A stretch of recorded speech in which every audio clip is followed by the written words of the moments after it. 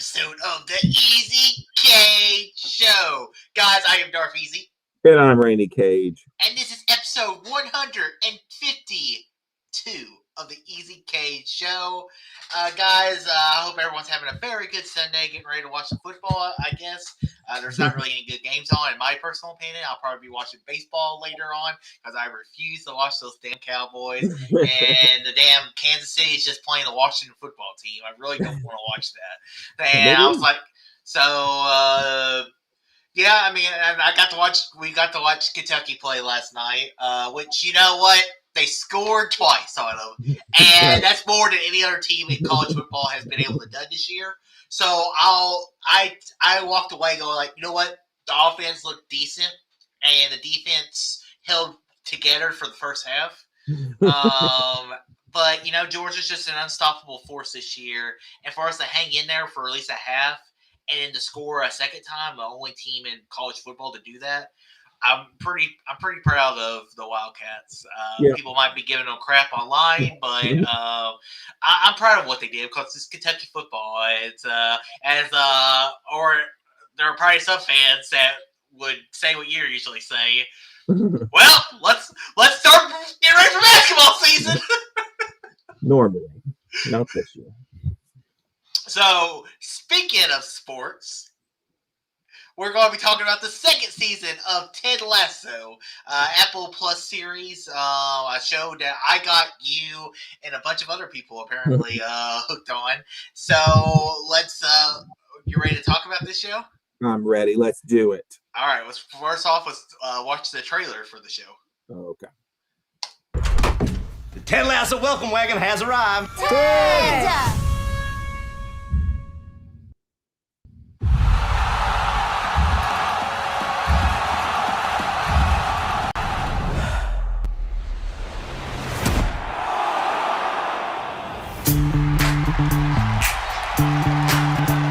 So, you're heavily favoured this weekend. You think this will end your embarrassing streak of draws? Lloyd, I've never been embarrassed about having streaks in my draws. You know, it's all part of growing up.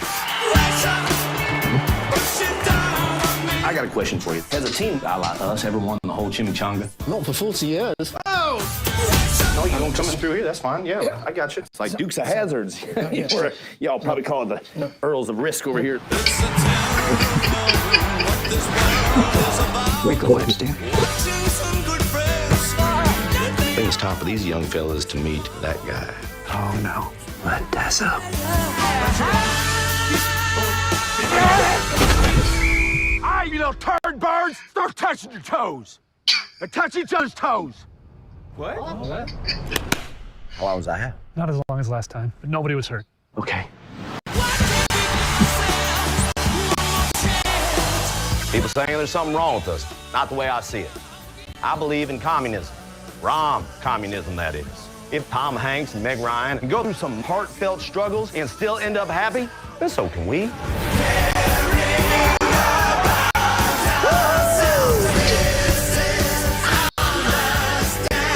This is our turn to make history. I believe we're going to do just that. Family we're born with, and families we make along the way. To Richmond! Under pressure. All right, let's go kick their butts. Butts on 3. Works for me. 1, 2, 3. Butts!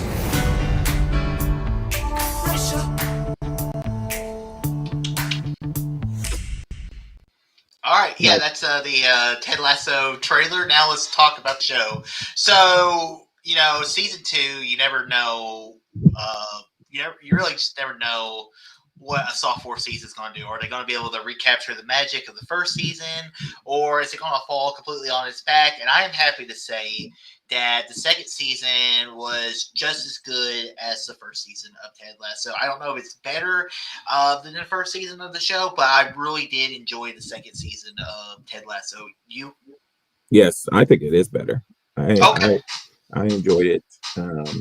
And for a show about football, there's not a whole lot of football in the show, which I also enjoy. I mean, I don't really like football, but it's really more about the characters and stuff. And every character in the show is really well written and really well developed. Even characters that you may not like, they're written so well that you understand what they're going through and why they're acting the way they are. So I really enjoyed it. It's funny, and it brought me to tears a couple times this season. Mhm. I don't remember last season ever bringing me to tears. Maybe I'm just forgetting, but I mean, there are some moments in the first season whenever he decides he has to let go his wife in the first yeah, season, and you're like, man, and then you're like, you feel for the guy, and so yeah, the second season, they're relegated. They're no longer in the Premier League in the Premier League football. So now the regulator, they don't get as much money. So now they're trying to, how do we hold this together? How do we build what we started? Or is Ted going to have to go back to Kansas, go back to coaching regular football? But, the show just has some of the greatest comedy character, like some of the best characters I've seen in like a comedy series in a very long time. And like even like the characters that are like just a small, like the characters that are on the team, like the Dutchman or Eddie Rojas whenever he kills the dog Earl, and then they bring in a new character, which sometimes when you have a core group of characters and bring in a new character can sometimes completely disrupt the flow of the show. But the therapist character, I loved her.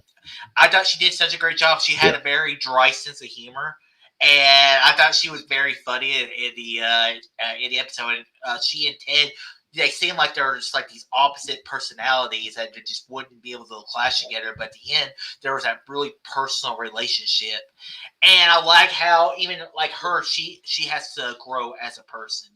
So I really I like what they did with all these characters this season. I mean, from bringing back Jamie Tart after the first episode, and you're like, oh, he's just gonna be the dick, but he kind of humbled. He's kind of humbled that nobody wants him anymore because he's just kind of toxic. But then he's able to rebuild these bridges with the team and then really grow as a person. Like the end of the season, when Jamie talks to Roy, when Roy is like, I'm going to kill this guy. I'm not that Roy can't him. And he just speaks honest. He says, listen, I didn't mean to do it. I just got overwhelmed with emotion, and I'm not used to that, and I'm sorry. And it's like it just shows the growth of that character, and that's one thing I really like about the show is the writing and the character progression really makes sense for where the story is. Yeah. It's some of my favorite moments. I mean, I loved when the Diamond Dogs finally get the approval of Roy Kent. They finally get the approval of Roy Kent, and they lose their mind. That was an amazing scene. I love Yeah. the scene where Ted reads the letter. That whole scene between him and the psychiatrist lady. What's her name again? I don't Uh, know what her character's name but is. I can't yeah, remember. they don't even you don't even know what is in the letter because they don't actually read it really. He just says a couple words out of it. But that was one of the moments when I was like getting teary eyed just Yeah. because I mean it was so emotional. It was so good. There was just so many good. Every episode has so much comedy, but then also has like so much heart. It's just like you're laughing one minute and then you're like, oh, the next minute, and it's just and Ted, they really, last season he was a very upbeat character against all odds, like it makes you feel good. The whole show really is a good feeling show for the most part. Mm-hmm. But this season you really dive into like, well, he's not a perfect person either, besides his failing marriage. He's got some emotional issues or some psychiatric issues too. And, Yeah, I mean, we saw it in the first season at the karaoke bar. He was having a panic attack there, yeah, and so, but we see it hit him more so often, and it might just because he's away from his family, he's away from his kid that he can't ever spend time with. So that could be a part of it as well. Yeah, like I said, there are some characters in the show that were great. Like he was great.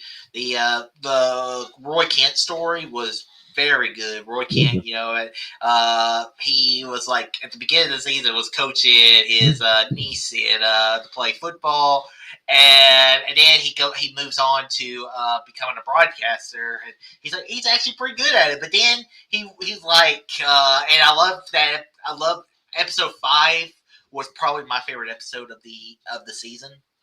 And it was just whenever he's getting the one character to start playing for fun again, and then he brings that life out of him, and then he just realizes that he wants to coach. And then the song, the Rainbow Girl by the Rolling Stones, the song is played perfectly with the scenes that are going on, even from like Higgins' wife. Whenever she walks in, she's wearing blue, and then the Rolling Stones says she's dressed in blue, and then it's just such a great thing. And then even whenever the songs start to come apart, and you see Nate, you're just he just looks around. And that was the moment I was just like, there's something's going on with that character, because you saw his confidence build in that episode, and that thing when he starts spitting at himself as a confidence thing, but then as that story goes along, it makes perfect sense of where it goes. And then once again, I just have to praise the writing of the show, because every story decision they make makes sense. So the character that plays Nate, let me make sure I got this right before I say this. Nate Ted Lasso.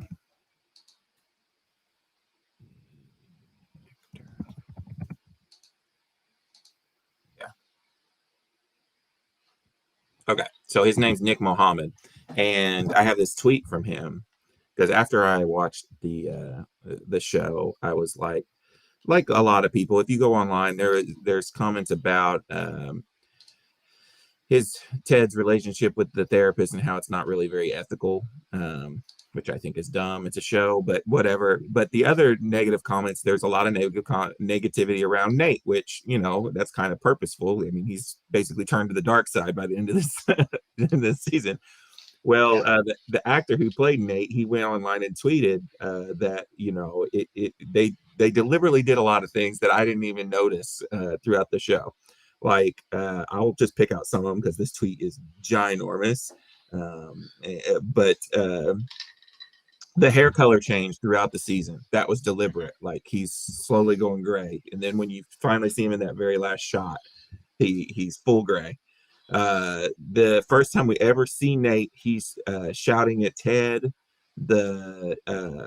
And then Ted and Nate are never in a scene again until that very last scene where they're arguing. So they deliberately keep them separated by themselves anyways. They're in a bunch of scenes together, but they're never in a scene again by themselves. Just kind of show you, hey, Ted has been neglecting and ignoring Nate because he's got all this other stuff going on, but that's not how Nate takes it.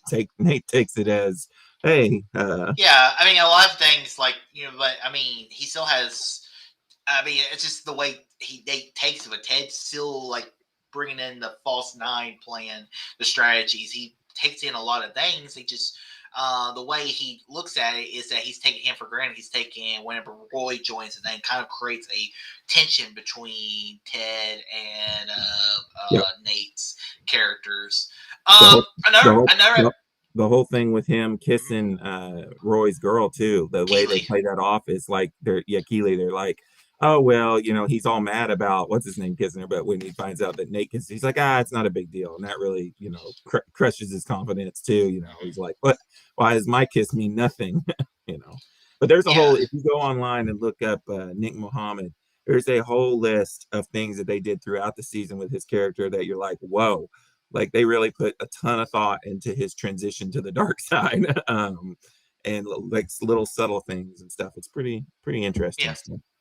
Yeah, I mean, like I said, the progression, and I'm loving to see where this finale goes with the Nates now being coaching the ex-husband of Rebecca, as now he's coaching that team. Now it's going to be kind of interesting to see what happens in the third season.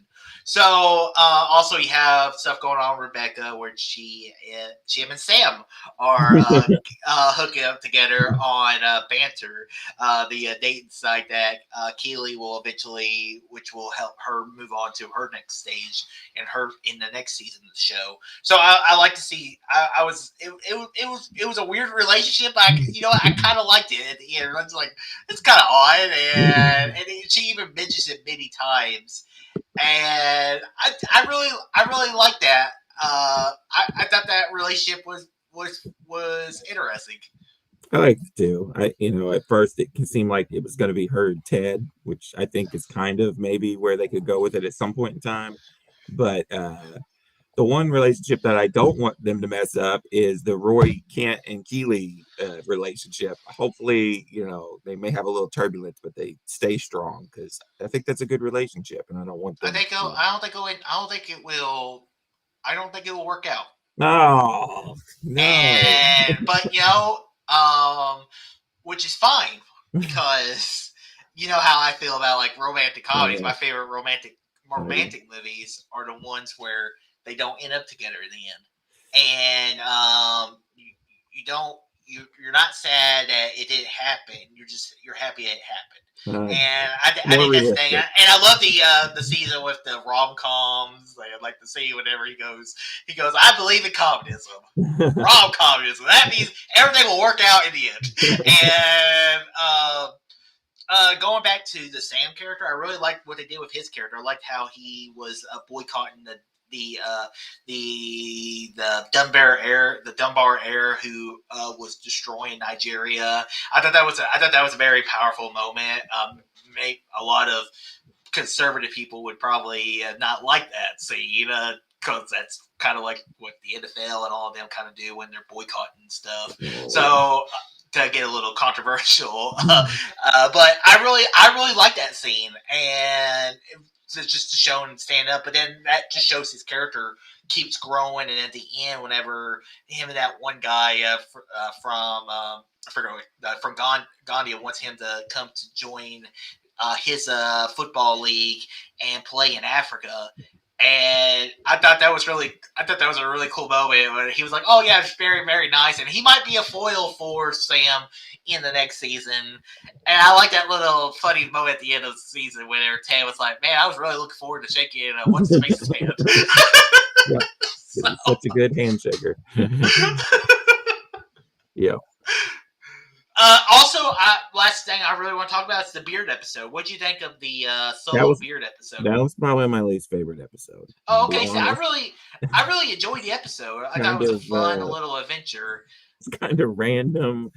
Like I don't know, man. It was a little odd for me, but I mean that character is odd, so I guess it fits him. But I don't know. It kind of because it's so like off on its own. It doesn't really have anything to do with anything that's going on. It kind of felt like that one episode of Stranger Things when 11 goes off and does her thing for one episode. I don't think it's that. I don't think it's nearly that bad. I mean, it just feels like that. It feels like what are we doing here? What is the point of this episode? Yeah. So, I really enjoyed that episode. Because we haven't really seen a lot of Beard by himself, and it was cool to see that, weird relationship he has with Jane. And I like the Beard character. He's a very good side character, but it's cool to see the side characters get an episode dedicated to them because you don't ever see that a lot in television. So, there's one last thing I wanted to talk about, can't remember it.